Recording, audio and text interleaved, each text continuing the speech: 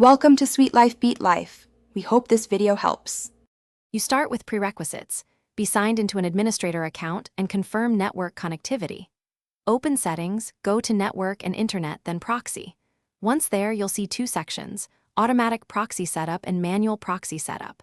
Make sure you note which mode is active before changing anything, because you may need to revert.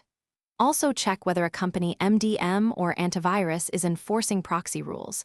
If so, get permission or credentials. Now proceed to disable or reconfigure based on what you found. Now change settings based on your findings. If using automatic setup, toggle Use Setup script off, then try turning on with a valid script URL only if provided by admin.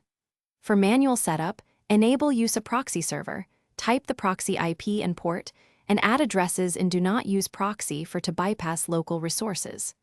Once done, click Save and restart your browser. Make sure to test by browsing to a non-cached page and checking whether the expected external IP appears. Finish by clearing cached network state. Open an elevated command prompt and run ipconfig/flushtons, netch-int IP reset, and netch-winsock reset, then restart Windows. Once rebooted, retest browsing and proxy behavior. If issues persist, temporarily disable VPN or third-party antivirus because they often intercept proxy settings. Make sure to re-enable them after testing. If the proxy is company-managed, contact IT with the error messages and the steps you already tried. That speeds resolution and avoids conflicting changes. Thanks for watching. Consider subscribing if we helped you.